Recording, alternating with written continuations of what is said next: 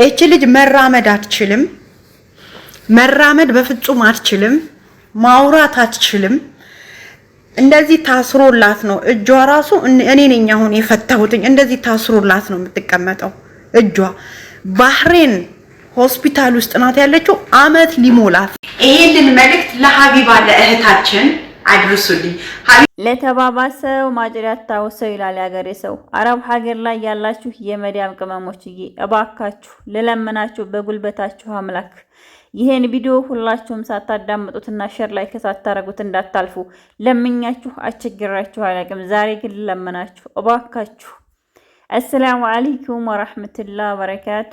ሰላም ቤተሰቦቼ እንዴት ናችሁልኝ? ሁላችሁንም ሰላም ብያለሁ። ይሄን ቪዲዮ ሁላችሁም ላይክ ሼር አድርጋችሁ አካውንቱን ሰብስክራይብ ማድረግ አትርሱ።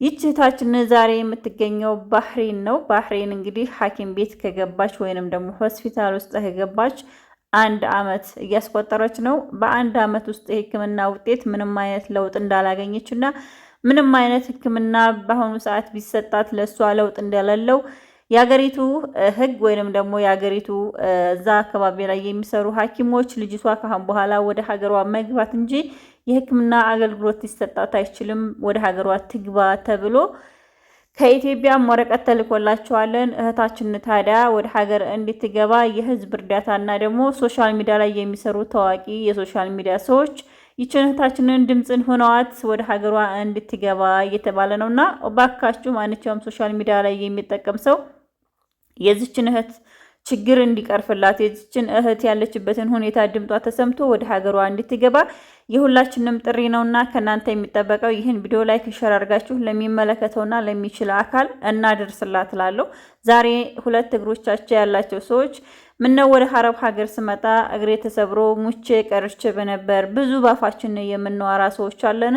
እባካችሁ እህቶቼ ባፋችን ምግብ ብቻ እንብላበት። እንደምታዩት ዛሬ እንደቀላል 1 አመት ሙሉ እግሮቿ ሳይንቀሳቀሱ አፏ ሳይከፈት 1 አመት ሙሉ ሆስፒታል ላይ ተኝታ የቀረች የተረሳይ ማንም ያላያት እህታችን ዛሬ ሶሻል ሚዲያ ላይ እንደማንቻውም ተፖስታ አግኝቻታለሁ። እኔም ከሶሻል ሚዲያ ተንስቼ እሷን ደግሞ የሚረዳ አካል ወይንም ደግሞ ለሷ ድምጽ የሚሆን አካል ካለ ብዬ በሚዲያዬ አንጥቻታለሁ። ስለዚህ እባካችሁ ቶቼ እባካችሁ ይሄን ቪዲዮ ሁላችሁም ላይክ ሼር አድርጉልኝ። በመቀጠል ደግሞ ቁጭ ብላችሁ ፈጣሪያችሁን የምታማሩ ዛሬ የምትበሉትን ለዛሬ ጉሮሯችሁ እናንተ ዛሬ መብላት መጠጣታችሁን ራሱ ሳታውቁ ዛሬ ይሄን ያህል ሳይኖረኝ ብላችሁ አላህን ለምታማሩ እህቶቼ ያስተምራል ብዬ አስባለሁ። በተለይ አረብ ሀገር ላይ ላላችሁ እህቶቼ እኔ ቤት ሳልሰራ እኔ ገንዘብ ሳይኖረኝ እያላችሁ ለምታለቅሱ ለምታላዘኑ እህቶቼ ይሄው እንደምታዩት አረብ ሀገር ቁማ መታ ዛሬ ተኝታለች። ቁማ እንደመጣችሁ ባዶ እጇን ራሱ ምንም ነገር ሳይኖራት ወደ ሀገሯ መመለስ አልቻለችም። ምክንያቱም የጤና ችግር አጋጠማት። በጤናዋ ችግር ወደ ህክምና ገባይ። በቀላል ሐኪም ቤት ተገባች። 1 አመት ሙሉ ምንም ለውጥ ሳታገኝባት ካሁን በኋላ ልጅቷ ለሷ የሚሆን መድኃኒት ወይንም ደግሞ ካሁን በኋላ የመድኃኒት መሰጠት እድሏ አብቅቶላታለን። ወደ ሀገሯ ሄዳ መሞትም መኖርም ካለባት ሀገሯ ሄዳ የሀገሯን አፈር ትቅመስ ሲል የሀገሪቱ ህግ ባወጣው ወረቀት መሰረት እሱም ደግሞ ያን ተቀብሎ የኢትዮጵያ አምባሲ እንዲያጸድቅ ልጅቷ ወደ ሀገር እንድትገባ ተደርጓል። ልጅቷ ወደ ሀገር የምትገባው በቀላል አይደለም። ልጅቷ እግሯም ትንፋሿም ሁሉ ነገሯ ከሷ ስለራቀ አብሯት የሚገባ ሐኪም ስለሚያስፈልግ የሐኪሙን የሚከፈለውን ብርና የቲኬት ብር እየጠየቁ ነው ወደ ህዝብ ፊታቸውን ያዞሩት ማለት ነው። ታዲያ እነዚህ እህቶቼ ዛሬ አብረዋት አረብ ሀገር ተሰድተው አይደለም ተወልደዋት አይደለም እንደማንኛውም ስደተኛ ስደት ላይ ስለሚያውቋትና ስደት ላይ ስለወደቀች ዛሬ የሁሉም እርዳታ ስለሚያስፈልጋት እንደማንኛውም ሶሻል ሚዲያ ተጠቃሚ በሶሻል ሚዲያ ገጻቸው ልጅቷን ፖስት አድርገዋታል።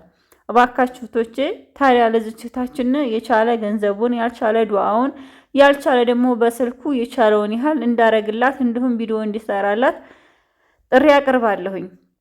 ነገር ግን እኔ በጣም ጨንቋችሁ በጣም ህይወት ታተስተካከለላችሁ አረብ ሀገር ቤት ሳልሰራ ልጅ ታልወልድ ባሌ ጥሎኝ ሄዴ ነገራቶች አልተሳኩልኝም ብላችሁ አላህን ለምታማሩት እናንተ አንድ ነገር ልንገራችሁ። አላህ አይቸግረውን በእናንተ ላይ የሚያመጣውን ደስታ አላህ አይቸግረውን በእናንተ ላይ የሚወስደውን ደስታና እንደምታዋት እንግዲህ አሁን በአሁኑ ሰዓት እጇ ራሱ መንቀሳቀስ ወይንም ደግሞ እንደዚህ መተኛ ስለማይችል መድኃኒት ለመውሰድ እጇ በግዴታ ታስሮ ተንጠልጥሎ እንደዚህ ነበር መድኃኒት እየተሰጣት ያለው። አሁን ግን መድኃኒት ራሱ መውሰድ እስካልቻለች መድኃኒት ራሱ እንድትወስድ አቅም ስላጣች በቃ ካሁን በኋላ ልጅቱ የሕክምና ሰው አይደለች። ሞቷን ከቤቷ ሀገሯ ገብታ ተጠብቅ ተብላ ነው ወደ ሀገሯ ልትሸኝ የተነሳችው ታውቃላችሁ። ስለዚህ በቀላሉ ሐኪም ቤት 1 ዓመት መተኛት ማለት አይደለም ቀርቶ እስኪ እናንተ አንድ ቀን ጉፋን አሟችሁ ተኙና የህመምን ችግር የህመምን ምን ያህል ጨካኝ ምን ያህል በቃ ምን ያህል ኑሮ ጥብብ እንደሚልባችሁ ህይወት የባስጭልምልም እንደሚልባችሁ ታውታላችሁና፣ ነገር ግን እባካችሁ ቶቼ በተሰጣችሁ ስጦታ አመስግኑ፣ ባጣችሁት ነገር አመስግኑ። ምክንያቱም የሚሰጣችሁን ወይንም ደግሞ የሚመልስላችሁ አምላሹን አታውቁትም።